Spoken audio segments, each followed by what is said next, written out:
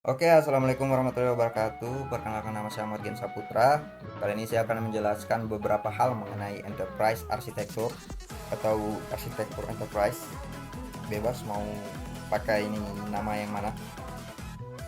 Nah, beberapa hal yang akan saya jelaskan diantaranya yaitu apa saja komponen-komponen yang ada dalam arsitektur enterprise atau enterprise arsitektur ini.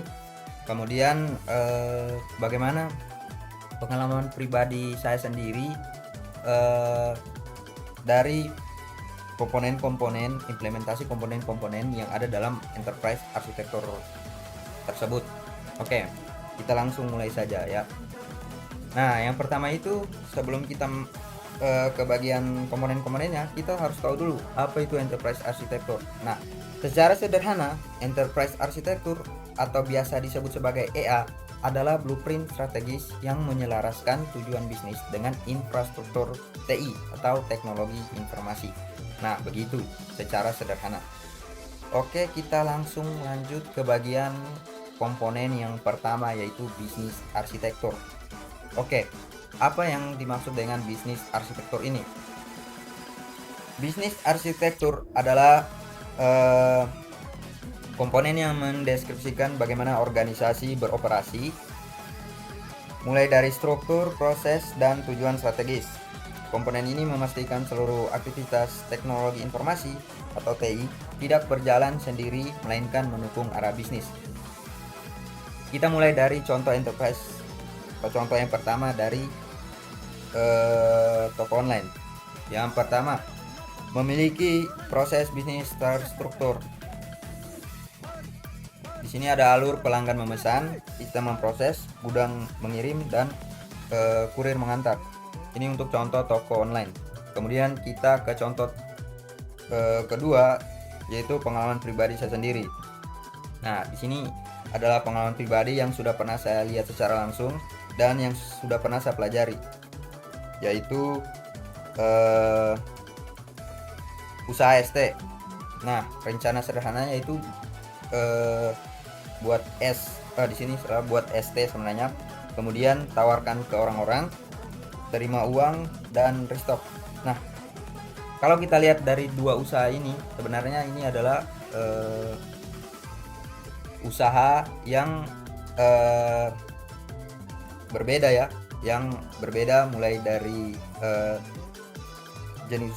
jenis usahanya. Kemudian toko online ini adalah usaha yang bisa disebut sebagai, bisa dibilang adalah usaha yang besar. Kemudian untuk ST ini adalah usaha yang kecil atau UMKM. Nah, tetapi keduanya sudah mengimplementasikan dari komponen pertama ini, yaitu bisnis arsitektur, di mana kedua usaha ini sudah mendeskripsikan bagaimana organisasi beroperasi gitu. Oke, kita lanjut. Yang kedua yaitu ada data arsitektur. Nah, komponen ini mengatur bagaimana data dikumpulkan, disimpan, dan dikelola agar konsisten untuk pengambilan keputusan. Tanpa arsitektur data atau data arsitektur, bebas mau pilih yang mana, tanpa arsitektur data yang baik, informasi menjadi silo yang terpisah-pisah dan sulit dianalisis. Oke, kita lihat lagi dari contoh enterprise atau contoh dari toko online.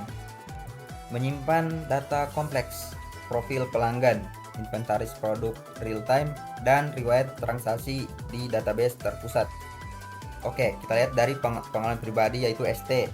Nah, di pengalaman pribadi biasanya kita menggunakan catatan kecil. Kalau di UMKM menggunakan catatan kecil atau melalui smartphone, dimana kita akan mencatat misalnya berapa gelas terjual hari ini, kemudian berapa model yang keluar, kemudian berapa total keuntungan harian. Nah, lagi-lagi kalau kita bandingkan sebenarnya sama saja ya, dimana kedua usaha ini mengatur bagaimana data dikumpulkan, kemudian data disimpan, dikelola untuk mengambil keputusan. Nah, kalau kita lihat dari si toko online ini menggunakan teknologi contohnya seperti website ya, karena di sini ada transaksi di database terpusat. Kemudian ada profil pelanggan, inventaris query time.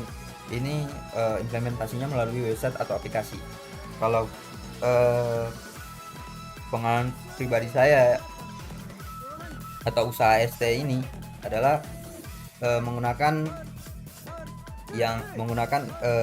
metode yang lebih tradisional, yaitu menggunakan catatan kecil atau bisa juga menggunakan smartphone. Oke, kita lanjut. Yaitu yang ketiga ada metode application arsitektur, di mana aplikasi arsitektur ini menjelaskan aplikasi yang digunakan dan bagaimana mereka berinteraksi satu sama lain. Kemudian fokus pada fungsionalitas software untuk mendukung proses bisnis yang telah didefinisikan sebelumnya. Oke, lihat dari contoh yang pertama, yaitu toko online, di mana ekosistem aplikasi website e-commerce terintegrasi dengan aplikasi kasir pos dan sistem logistik. Artinya ini menggunakan API ya, karena sudah terintegrasi. Kemudian kita lihat dari pengalaman pribadi, yaitu ST. Nah, di sini menggunakan tools sederhana seperti kalkulator, HP untuk hitung uang, kemudian WhatsApp untuk terima pesanan, Notes untuk stok gula. Kalau kita bandingkan lagi, ini memiliki tujuan yang sama, dimana kedua usaha ini menggunakan teknologi-teknologi tersebut untuk berinteraksi satu sama lain, baik itu dengan pelanggan ataupun dengan yang lainnya.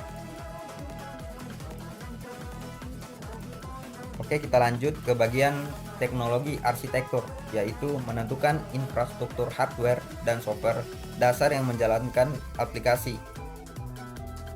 Ini adalah fondasi fisik dan virtual seperti server, jaringan, cloud, platform, hingga perangkat pengguna. Oke, kita lihat dari contoh enterprise atau toko online, yaitu infrastruktur IT. Nah, misalnya kalau toko online itu dia menggunakan server database, contohnya seperti MySQL, karena toko online pasti mempunyai website atau aplikasi. Kemudian ada cloud hosting, karena menggunakan website harus ada hosting. Selanjutnya ada jaringan wifi. Kemudian ada laptop karyawan. Nah, kita lihat dari contoh usaha yang kedua, yaitu ST. Ini menggunakan aset fisik dan digital. Nah, misalnya aset fisiknya yaitu termos listrik untuk menjaga suhu ST-nya, contohnya begitu. Kemudian ada smartphone untuk komunikasi. Kita lanjut ke bagian security arsitektur, komponen yang kelima, yaitu komponen yang bertujuan atau komponen yang menjelaskan kebijakan dan mekanisme untuk melindungi aset perusahaan dari ancaman internal maupun eksternal, mencakup keamanan cyber atau cyber security maupun keamanan akses fisik. Nah, kita lihat dari contoh toko online, keamanan digital. Nah, di sini menggunakan password akun pelanggan terenkripsi, kemudian verifikasi 2 langkah atau OTP, dan firewall pada server, contohnya seperti aplikasi dan web mempunyai server, jadi di situ dipasang firewall. Selanjutnya kita lihat dari usaha ST ini atau pengalaman pribadi saya yang saya lihat. Nah, di sini kita menggunakan keamanan fisik, di mana uang disimpan di laci terkunci, kemudian HP menggunakan PIN agar catatan penjualan aman. Nah, sebenarnya ini perbandingan yang sama ya, dimana misalnya kita mulai dari contoh toko online ini. Nah, password akun pelanggan terenkripsi. Nah, misalnya toko online ini mempunyai website, sudah otomatis website ini memiliki database. Misalnya user akan login pada website, halaman dashboard, jadi otomatis akan login terlebih dahulu. Nah, di situ akan dimintai username dan password, dimana user akan mengisi. Setelah mengisi username dan password benar, jika benar, mereka akan masuk ke halaman dashboard. Nah, di situ sistem akan merekam apa saja email dan password yang dimasukkan, kemudian akan dikirim ke database. Nah, di database password atau username yang dimasukkan itu adalah bukan yang dilihat itu bukan password. Contoh passwordnya adalah misalnya admin 123. Nah, yang ada di database itu bukan admin 123, melainkan kode acak karena sudah terenkripsi. Nah, ini saya rasa sama saja dengan uang yang disimpan di laci terkunci ini, yang dimana misalnya kita simpan uang di laci kemudian menggunakan kunci. Nah, jadi kuncinya ini adalah enkripsi, dimana orang lain tidak bisa mengakses laci tersebut tanpa kunci yang ada pada kita, contohnya seperti itu. Nah, saya rasa itu adalah contoh yang sama atau implementasi yang sama, tetapi menggunakan teknologi atau alat yang berbeda gitu. Kita lanjut ke bagian integration arsitektur. Di sini menentukan bagaimana berbagai aplikasi dan data saling berbicara atau terhubung, memastikan pertukaran informasi berjalan otomatis, konsisten, dan meminimalkan input manual. Oke, kita mulai dari contoh yang pertama, yaitu toko online, optimisasi API. Website otomatis kirim data ke kurir via API, kemudian resi muncul otomatis di akun pembeli. Nah, untuk pengalaman pribadi sendiri atau ST, usaha ST itu integrasi manual, pesanan masuk via WhatsApp, siapkan ST, pelanggan ambil offline. Oke, kita mulai dari otomatisasi API. Nah, website otomatis kirim data ke kurir via API. Jadi API ini atau Application Programming Interface ini berfungsi sebagai perantara antara website dengan pembeli. Jadi ketika website ini mengirim data, API akan menangkap data tersebut, kemudian akan diteruskan ke pembeli dengan memunculkan resi secara otomatis. Nah, kurang lebih begitu. Kemudian untuk integrasi manual, nah ini sebenarnya sama saja, dimana pesanan akan masuk via WhatsApp, kemudian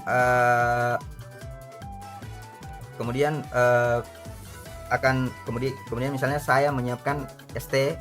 Nah, selanjutnya pelanggan akan datang mengambil secara offline, atau bisa juga saya memesan Maxim, kemudian dikirimkan melalui pelanggan begitu.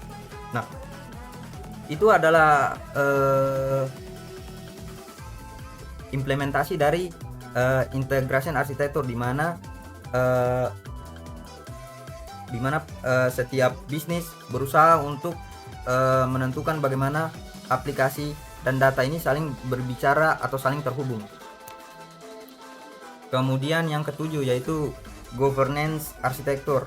Nah, ini adalah komponen yang bertujuan untuk atau yang menjelaskan untuk mekanisme pengawasan, standar, dan kebijakan untuk menjamin kualitas dan konsistensi.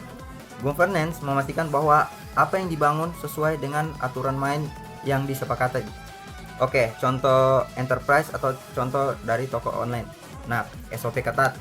Oke, biasanya dalam perusahaan atau dalam instansi-instansi ada yang namanya SOP atau standar operasional pabrik, di mana semua data wajib masuk sistem. Contohnya, kemudian standar format API harus seragam dan audit keamanan berkala. Oke, selanjutnya ada contoh di pengalaman pribadi, yaitu usaha ST. Nah, sebelum kita berusaha atau sebelum kita melakukan usaha, kita harus membangun kedisiplinan. Misalnya saya ingin berusaha, berarti saya harus melakukan aturan-aturan atau membuat aturan-aturan sendiri. Nah, di sini misalnya buka jam 7 pagi, kemudian cek stok tiap malam, selanjutnya standar kebersihan gelas wajib dijaga. Nah, seperti itu contohnya. Oke, lanjut kita ke bagian performance arsitektur. Nah, apa sih performance arsitektur itu? Nah, ini adalah komponen yang fokus pada pengukuran kinerja melalui KPI dan metrik evaluasi, bertujuan untuk menjawab apakah sistem dan bisnis kita berjalan seefektif yang diharapkan. Oke, kita ke bagian contoh yang pertama, yaitu toko online. Metrik bisnis, misalnya berapa persen pesanan sukses terkirim, berapa rata-rata waktu packing per paket. Oke, selanjutnya kita lihat di bagian pengalaman pribadi, yaitu usaha ST, evaluasi harian, berapa gelas terjual hari ini, kemudian apa profit naik dibanding minggu lalu, dan apakah ada komplain. Nah, ini sebenarnya sama saja, hanya saja perbedaannya ada di teknologinya. Untuk toko online ini misalnya, kalau kita mau lihat berapa persenan itu biasanya ada di sebuah website, kemudian usernya sebagai admin, misalnya ada di dashboard admin. Nah, itu kan ada yang namanya grafik. Nah, di situ akan muncul persenan, misalnya berapa pesanan hari ini, kemudian berapa persen pesanan sukses terkirim, berapa rata waktu packing per paket. Nah, di situ ada semua grafiknya. Kemudian pengalaman pribadi ini, misalnya berapa gelas terjual hari ini. Nah, ini kita catat misalnya di catat manual misalnya begitu. Kemudian atau catat di HP. Nah, dengan tujuan yang sama sebenarnya. Begitu kurang lebih. Oke, di sini ada perbandingan enterprise versus pengalaman pribadi atau personal. Nah, kita lihat dari komponen enterprise arsitekturnya. Yang pertama, bisnis. Nah, contoh enterprise-nya toko online misalnya ini. Proses kompleks, pesan, proses kirim. Untuk contoh personalnya, misalnya jual ST, proses simple, buat, simpan, jual. Kemudian untuk data, kalau toko online dia menggunakan database customer, kemudian produk dan transaksi. Kemudian contoh personal, misalnya catatan buku manual, penjualan atau modal, atau bisa juga menggunakan HP. Kemudian application, misalnya untuk toko online ini menggunakan web e-commerce. Nah, yang sudah saya bilang tadi, misalnya web, kemudian pos atau app logistik atau aplikasi. Kemudian untuk contoh sederhana atau contoh personal ini, misalnya menggunakan kalkulator HP, WhatsApp atau Notes. Contoh yang keempat yaitu teknologi. Di sini ada server, cloud, database, MySQL. Kemudian contoh personalnya seperti termos, smartphone, peralatan dapur. Selanjutnya security atau keamanan, misalnya dalam toko online itu ada yang namanya OTP, kemudian password dan enkripsi data yang sudah saya jelaskan tadi. Di sini untuk usaha jual ST itu ada kunci laci, kemudian pin HP. Nah, lanjut ke integration, kemudian API otomatis untuk toko online. Kemudian web ke kurir atau web ke kurir. Nah, yang manual itu terima chat ke WA, kemudian siapkan fisik atau siapkan produknya. Nah, yang ketujuh ada governance atau kebijakan IT untuk toko online, kemudian standar API dan SOP baku. Nah, untuk contoh personalnya atau usaha ST-nya ini, misalnya kita mempunyai aturan mandiri. Nah, yang saya jelaskan tadi, kedisiplinan. Misalnya kita buka dari jam berapa, kemudian memperhatikan kebersihan gitu. Selanjutnya adalah performance, yaitu KPI formal, misalnya waktu packing, kemudian presentase suksesnya itu berapa persen. Untuk toko online, kemudian jual ST, evaluasi simple, misalnya total gelas terjual berapa ST-nya begitu. Nah, kalau menurut saya semua komponen yang ada dalam enterprise arsitektur ini sebenarnya sudah pernah kita alami semuanya, hanya saja itu adalah versi sederhananya. Jadi seperti yang sudah saya jelaskan tadi, penjualan ST, sebenarnya banyak lagi contoh sederhana dari enterprise arsitektur ini. Nah, begitu. Saya rasa mungkin hanya itu penjelasan yang dapat saya sampaikan. Saya rasa masih banyak kekurangan dari penjelasan saya ya, mana saya juga belajar. Jadi kita sama-sama mengoreksi. Mungkin hanya itu saja. Saya akhiri. Wassalamualaikum warahmatullahi wabarakatuh.